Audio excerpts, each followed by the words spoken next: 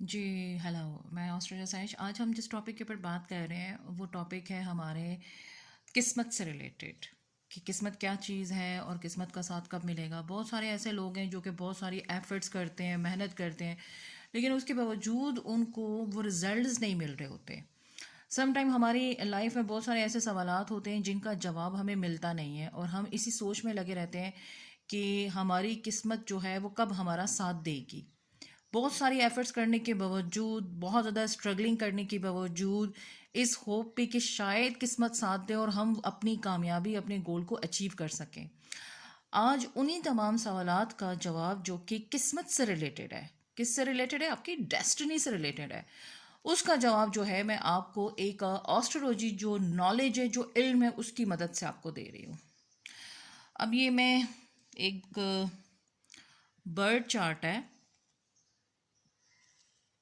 वो बना रही हूँ। ये बर्ड चार्ट है। ये बर्ड चार्ट के ऐसे अगर हम करें तो ये इसका खाना बन रहा है। ठीक है। अब ये हमने बर्ड चार्ट बनाया और इसके इस तरीके से खाना है जिसका पहला घर ये होता है, 9वां घर ये होता है, 7वां घर ये होता है और 5वां घर ये होता है। अब इस बर्ड चार्ट में, क्योंकि ये चार्ट है पूरा कंप्लीट एक चार्ट है, आप लोगों को शायद समझ ना आए, लेकिन मैं आप लोगों को समझाने की कोशिश कर रही हूँ और आपके सवालों के जवाब दे रही हूँ। अब यहाँ पे जो बर्ड चार्ट का 9वां घर होता है, जिसे हम क्या कहते हैं, नाइन्थ हाउस। ये नाइन्थ हाउस है। नाइन्थ हाउस का कनेक्शन हमारी लाइफ में किस्मत से होता है, लक से होता है, जिसे हम आम लैंग्वेज में डेस्टिनी भी कहते हैं। ठीक है। नाइन्थ हाउस रिलेटेड आपकी लक और डेस्टिनी से है। अब हमें कैसे पता चलेगा कि बर्थ चार्ट क्या है, क्या चीज़ें हैं आपके घर में। आप 2 बहन भाई हैं या 4 बहन भाई हैं, ठीक है। क्या हर भाई आपके घर में डॉक्टर बनता है? हर भाई आपके घर में क्या लॉयर बनता है?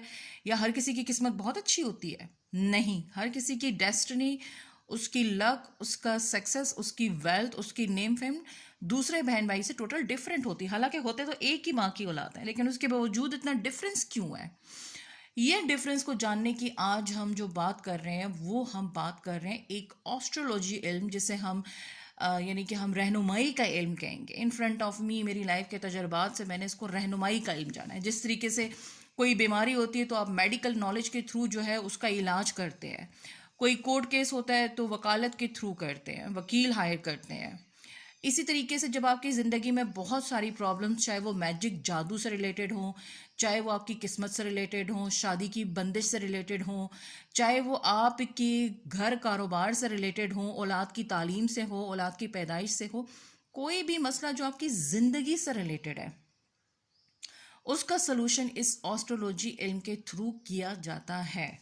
करने वाला फिर मैं कह रही हूँ कि रब्बुल इज़्ज़त की ज़ात है। बर्थ चार्ट बनाने के लिए हमें क्या चाहिए होता है? एक तो आपका फुल नेम, ठीक है। उसके बाद जो कि बर्थ डॉक्यूमेंट में है, उसके बाद आपकी ओरिजिनल डेट ऑफ बर्थ, ठीक है। अगर प्लेस ऑफ बर्थ, वो भी आपने बताना है, आप किस जगह पैदा हुए हैं। Time of birth.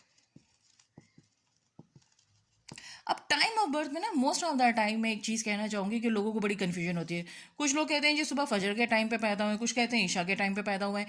अब यहाँ पर अगर एक्यूरेट टाइम है, जैसे एक बंदा 11:15 पर सुबह के टाइम पे पैदा हुआ है, ठीक है, ये होता है एक्यूरेट टाइम। लेकिन एक्यूरेट टाइम हमारे यहाँ मोस्ट ऑफ द टाइम लोगों को नहीं मालूम होता, ठीक है। वो जो है ना, बस एक वो फॉर्मेलिटी कर रहे होते हैं जी, हम सुबह 11 से 12। तो कम से कम आपको टाइम ऑफ बर्थ का अगर आइडिया हो जाए कि मैं 11 से लेके 12 के बीच में पैदा हुआ हूँ, ठीक है, या मैं मॉर्निंग टाइम में 11 से पहले पैदा हुआ, तो तब भी चीज़ें काफ़ी क्लियर हो जाती है। वरना अगर टाइम ऑफ बर्थ एक्यूरेट हो तो बहुत ज़्यादा आसानी होती है। अगर एक्यूरेट नहीं भी है ना, तो कम से कम जैसे 11 से लेके 12 बजे तक का टाइम, इस तरह टाइम अगर मालूम हो तो तब भी ये चीज़ें आपके बर्थ चार्ट से हो जाती हैं। और सम टाइम, लेट सपोज अगर आपको टाइम ऑफ बर्थ नहीं मालूम, आपको सिर्फ अपना फुल नेम मालूम है और अपनी डेट ऑफ बर्थ मालूम है, अपना प्लेस ऑफ बर्थ मालूम है, तो फिर भी आपकी 85% चीज़ों को देखकर उसका सोल्यूशन दिया जा सकता है, ठीक है। आज हम बात कर रहे हैं 9वां घर। तो बर्थ चार्ट में जब हम आपकी डेट ऑफ बर्थ लेके, आपका नाम लेके जो कि बर्थ डॉक्यूमेंट पे है, प्लेस ऑफ बर्थ लेके और टाइम ऑफ बर्थ अगर है तब भी और अगर नहीं है तब भी, फिर भी बन जाता है, उस पर ज़रा ज़्यादा मेहनत होती है। उससे हम जो एक जायचा निकालते हैं उसके 9वें घर को डायरेक्ट जाकर देखते हैं। डायरेक्ट 9वें घर को देखेंगे तो 9वें घर से हमें पता चलेगा कि ये बंदा जिसकी पैदाइश इस दिन हुई है, करने वाला रब्बुल इज़्ज़त की ज़ात है, उसकी किस्मत किस कदर, यानी उसकी किस्मत में चीज़ें आसानी से लिखी हैं या उसकी किस्मत में ज़्यादा आजमाइश लिखी है, स्ट्रगल लिखी, क्या लिखी है, ये हमें 9वें घर से दिखेगा। अगर आपका 9वां घर बहुत स्ट्रांग है तो यकीन जाने, अगर आप किसी गरीब घर में भी पैदा हुए हैं या ऐसे घर में पैदा हुए हैं जहाँ पर मतलब कोई फाइनेंशियल रिसोर्सेज नहीं है, ऐसे बच्चे पैदा होने, जो भी ऐसा बच्चा पैदा होगा, चाहे लड़की हो लड़का हो, कोई भी बंदा पैदा होगा, उसके बाद उसके घर में फाइनेंशियल चीज़ें बेहतर होने लगेंगी। ठीक है। अब 9वें घर में बहुत सारे प्लैनेट्स बैठते हैं जिनको हम देखते हैं, उस हिसाब से रिजल्ट मिलते हैं। आपने अक्सर औकात सुना होगा किसी के घर बेटी पैदा हुई, बेटी की पैदाइश के बाद उस बंदे के पास जॉब नहीं थी, उसको जॉब मिल गई, या उसके कारोबार में प्रॉब्लम आई थी, उसको कारोबार बहुत अच्छा हो गया, या फिर पैदाइश के बाद घर बन गया, पैदाइश के बाद फाइनेंशियल चीज़ें बड़ी अच्छी हो गई। तो इसका मतलब उसके घर में जो भी बच्चा पैदा हुआ है वो बहुत ही किस्मत वाला पैदा हुआ है। और ऐसे बच्चे जो पैदा होते हैं, वो बच्चे जब पैदा होते हैं अपने वालिदैन के घर जब पैदा होते हैं, तब भी वो फाइनेंशियल अबेंडेंस यानी खुशहाली और किस्मत से अपनी ज़िंदगी गुजारते हैं। और ये लोग जहाँ जहाँ भी, चाहे वो लड़की है ससुराल जाएगी तब भी, अगर वो माँ बाप के घर में है तब भी, यानी वो अपनी किस्मत खुद लेकर पैदा हुआ है। अब आप लोग ये सवाल करेंगे ये क्या बात हो गई, वो अपनी किस्मत सब लेके पैदा है तो क्या हर बच्चा अपनी किस्मत लेके पैदा नहीं होता? हर बच्चा किस्मत लेके पैदा होता है, लेकिन कुछ बच्चे ऐसी किस्मत लेके पैदा होते हैं जिन्हें हम समवन स्पेशल कहते हैं। इसका मतलब ये नहीं कि आपके घर में बाकी बच्चे जो हैं वो यानी कि लकी नहीं है या हम उन्हें बदनसीब कंसिडर करेंगे। नो नो नो नो, कुछ हम नहीं कहते यार इसकी तो उतनी एजुकेशन ही नहीं थी, ये तो उतना पढ़ा लिखा नहीं था, देखो महीने के कितने पैसे कमा रहे हैं। अब किस्मत की बात की जाए, किस्मत का लिंक आपके अमीर या गरीब ख़ानदान से नहीं है, और किस्मत का लिंक आपके एजुकेशन से नहीं है, ये याद रखिएगा।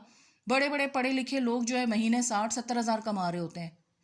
कुछ लोग ऐसे होते हैं वो किस्मत के इतने तेज़ होते हैं कि उनकी एजुकेशन मैट्रिक इंटर लेवल होती है, लेकिन महाना लाखों करोड़ों कमा रहे होते हैं। अब आप कहेंगे जी ये कैसे कमा रहे होते हैं? अब आप देखें आजकल के इस दौर में यूट्यूब का सोशल प्लेटफॉर्म है, ठीक है। पहले के ज़माने में लोग बाहर के मुल्क चले जाते थे, तो क्या पैसा नहीं कमा रहे? इसलिए किस्मत पर यकीन रखना, और जिसकी किस्मत अच्छी होगी उसका नसीब अच्छा होगा, उसकी शादी में भी प्रॉब्लम नहीं आएगी। नसीब अच्छा होगा, फाइनेंशियल चीज़ें बेहतर होंगी, और किस्मत अच्छी होगी तो उसको बहन भाइयों का, बीवी का, बच्चों का, सबका प्यार मिलेगा। किस्मत अच्छी नहीं है तो उस बंदे के मुंह से एक ही जुमला सुनने को मिलेगा, यार मेरी किस्मत ख़राब थी, मैं ये टेस्ट क्वालिफाई नहीं कर सका, मेरी तो किस्मत ख़राब थी, मैंने इतनी एजुकेशन की मुझे कुछ मिला ही नहीं है, किस्मत में पता नहीं क्या मसला है कि शादी नहीं हो रही, किस्मत में पता नहीं क्या इशू है कि मेरा घर नहीं बन रहा। तो ये सारा जितना भी प्रॉब्लम हमारी लाइफ में आता है ना, इसका बेसिकली जो रोल प्ले होता है वो होता है आपकी लक से। तो किस्मत का घर देखना बहुत ज़्यादा ज़रूरी है। आज जब मैं इस चैनल पे ये जो वीडियो अपलोड कर रही हूँ, ये मैंने इसलिए की है कि यहाँ पे मैं लोगों को ये बता सकूँ कि जो किस्मत होती है हमारी लाइफ में, उसको देखना और उसको इम्प्रूव करना कोई मुश्किल चीज़ नहीं है। देखें, अल्लाह पाक ने सब लोगों को अच्छी किस्मत से पैदा किया है। जैसे आपकी बॉडी, जब आप पैदा होते हैं तब आप बीमार पैदा नहीं होते, बहुत कम लोग बीमार पैदा होते होंगे। वक्त के साथ हमारी लाइफ में, हमारे खाने पीने में, हमारी अनहाइजेनिक चीज़ों से या बैलेंस डाइट ना होने की वजह से हमारी बॉडी डिस्टर्ब हो जाती है, और जब हमारी बॉडी डिस्टर्ब हो जाती है तो हम बीमार पड़ जाते हैं और डॉक्टर मेडिसिन दे के उस चीज़ को रिकवर करता है। कोई नया ऑर्गन आपकी बॉडी में नहीं लगाता, वो उसी ख़राब चीज़ को ठीक करता है। ऐसी आप अच्छी किस्मत देकर पैदा होते हैं, लेकिन सम टाइम बुरे लोगों की नज़र से, जादू से, ईवल आई की वजह से आपकी किस्मत को रोका जाता है। ठीक है। तो इससे होता है कि एज अ एस्ट्रोलॉजर वो फिर जो रेमेडी सॉल्यूशंस होती हैं एज़ पर आपके बर्थ चार्ट जायचे की मदद से वो दी जाती हैं, उसका सॉल्यूशन किया जाता है। और जैसे हम बहुत सारे ऐसे सदकात हैं, ऐसी बहुत सारी सूरतें हैं, ऐसे बहुत सारे पढ़ने के लिए चीज़ें हैं जिनको हम बताते हैं कि चाँद की इन तारीखों से आपने इसको पढ़ना है। सॉल्यूशन कुरान के अंदर है, लेकिन उसको किस तरीके से किस दिन करना है ये आपको एक अच्छा एस्ट्रोलॉजर ही बता सकता है। तो उम्मीद करती हूँ कि आपको मेरी वीडियो अच्छी लगी होगी। अगर आपको मेरी वीडियो अच्छी लगे तो अपने दोस्तों के साथ शेयर कीजिएगा, चैनल को सब्सक्राइब कीजिएगा, और मज़ीद वीडियोस पे मैं जो है वो अपलोड करूँगी। मेरा एक यूट्यूब चैनल और भी है जहाँ पे मेरी ऑस्ट्रोलॉजी की वीडियोस मैंने वहाँ पे अपलोड की हैं, लेकिन यहाँ मैं ऑस्ट्रोलॉजी जो है वो लर्निंग दे रही हूँ ताकि लोग यहाँ पर आएँ, सीखें, समझें, और अगर किसी को भी अपना जायचा बनवाना है तो वो मुझसे पर्सनली कंसल्टेशन ले सकते हैं, और मेरी पेड कंसल्टेशन है। पेड कंसल्टेशन का मतलब होता है कि मेरे चार्जेस हैं, क्योंकि मेरा वर्क प्रोफेशनली है।